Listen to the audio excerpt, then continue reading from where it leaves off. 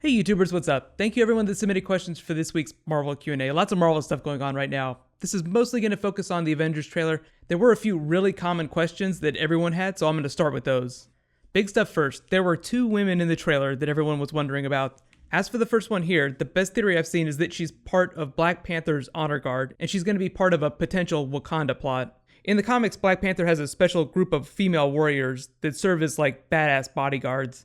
Marvel's trying to get people used to the concept of Black Panther before he shows up in a movie. There are rumors that we'll actually see Wakanda in the film, and we have Ulysses Claw, Andy Serkis, right here. So all things pointing to her being a Black Panther-related character.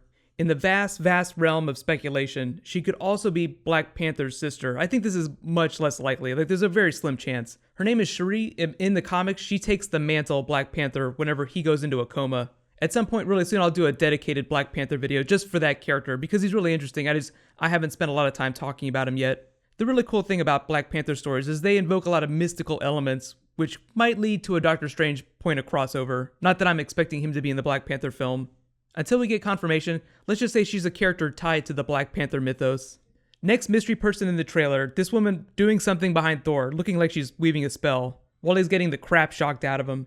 It looks like they're in the middle of the fight and she's weaving some sort of magic. There's a lot of speculation she could be Enchantress or even Hala. For those that haven't read the comics, Enchantress is the older sister of Lorelei, this woman from Agents of S.H.I.E.L.D. Season 1. She was actually really cool in that show. Hala is the child of pre-Ragnarok Loki in the comics. After she comes of age, Odin gives her dominion over Hel, also known as Niflheim. It's the Asgardian version of the afterlife. I know it sounds like the Christian idea of hell, like as in hell and the devil, but really the Asgardian hell isn't all bad. And it does have a physical location on the world tree, like the Nine Realms. It's just the lowest of the Nine Realms.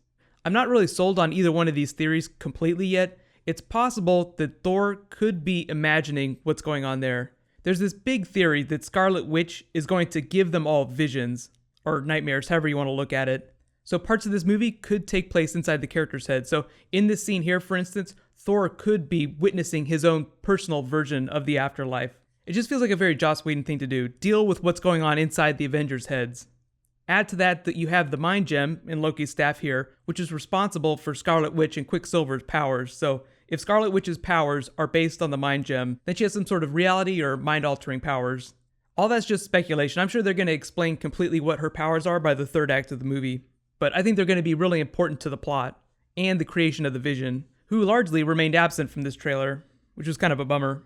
Just to go further into the Thor Afterlife stuff. So, Thor 3 is called Ragnarok, and that's not the Civil War clone Ragnarok. This is like the Jack Kirby idea of Ragnarok. He did a Ragnarok storyline in the Thor comics. It sounds like Thor 3 is going to deal with the idea of the Asgardian afterlife. Namely, what happens to Asgardians after they die. Anthony Hopkins even said that Odin died at the end of Thor 2.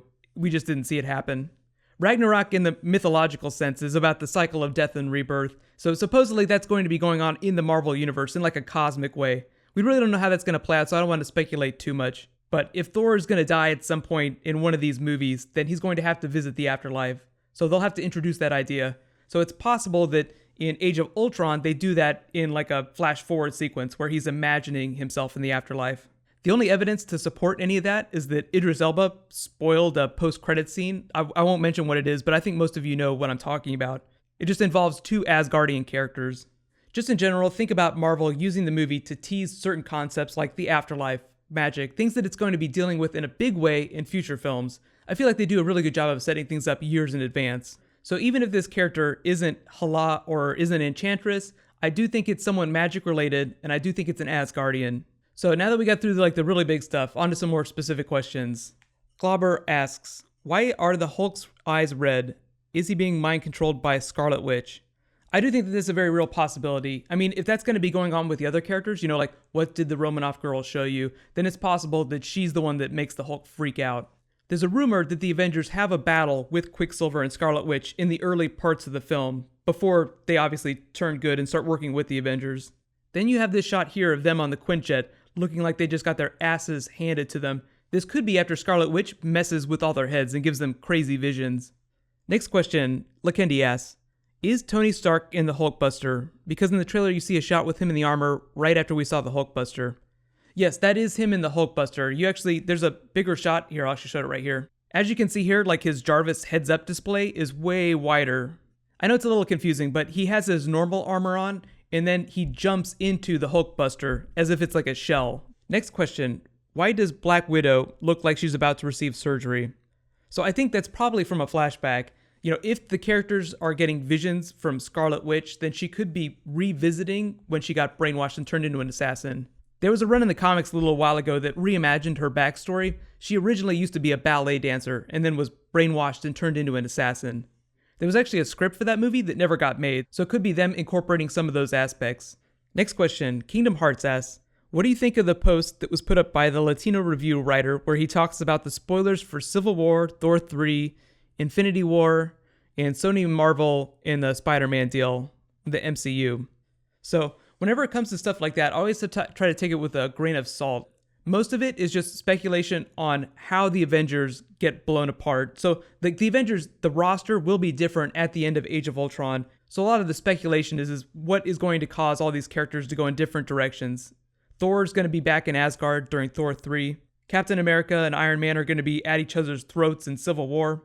Both of those movies are going to take place right after Age of Ultron. So it all depends on what happens during Avengers 2.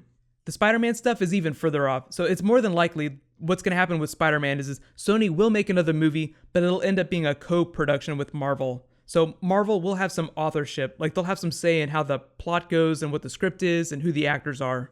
I think in the next 4 or 5 years, Sony is still going to retain the lion's share of Spider-Man profits, regardless of who releases the film. It feels a lot more plausible that Sony would make another film and they get some help from Marvel behind the scenes. And when I say help, I mean guidance.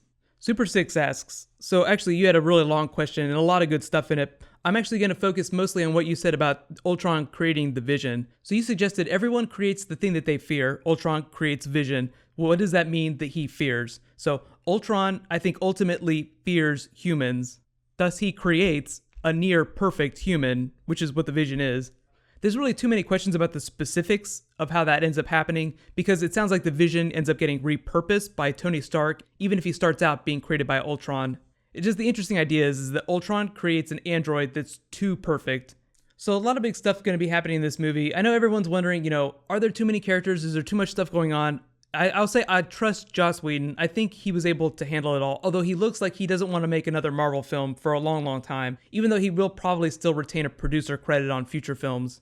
I think the most interesting takeaway is the way the film deals with the concept of death. There are a lot of rumors about a character dying. There are certainly a lot of candidates, especially given what's going on in Thor Ragnarok or what's probably going to be going on. There will be a lot more footage they'll release between now and the movie coming out, so there'll be a lot more for us to talk about. Hopefully some new scenes. A lot of times the third and the fourth trailer just end up being remixes of previous trailers, so hopefully they release new footage. I wouldn't be too upset if they didn't release footage of the Vision, just because I feel like that's going to be a huge third act reveal. Joss Whedon said they spent a ton of time trying to get the color right, just so he didn't look too silly. Moving along, congratulations to this week's giveaway winners. Vlad Bayard and Sammy Lane, you guys win Amazon gift cards. It's just, you each win a $20 Amazon gift card. Just message me on my channel for contact details so I can get your communication info. A lot of you guys said you like the idea of doing Comixology gift certificate giveaways, so I'll try to find a way to do that with some of my Marvel videos. A lot of you have also asked about doing another stream. I'll probably try and do another stream next week sometime. There's a lot of big stuff coming up. Arrow and the Flash are premiering next week too. So I'm actually going to be on a special podcast. The CW Fancast is going to have me on. It'll be Wednesday, I think, right before the episode of Arrow airs. So if you want to watch me talk to some other people about Arrow and the Flash, that'll be Wednesday at 4 p.m. Pacific time. It should be a lot of fun. Hopefully I won't embarrass myself too much. I tend to get a little overexcited about stuff. Right now, if you guys haven't seen it for the billionth time, you can click here to watch the Ultron trailer again, and you can click here to catch up on Agent Carter from last night. Thank you so much for watching. So everybody, high five. I'll see you tomorrow.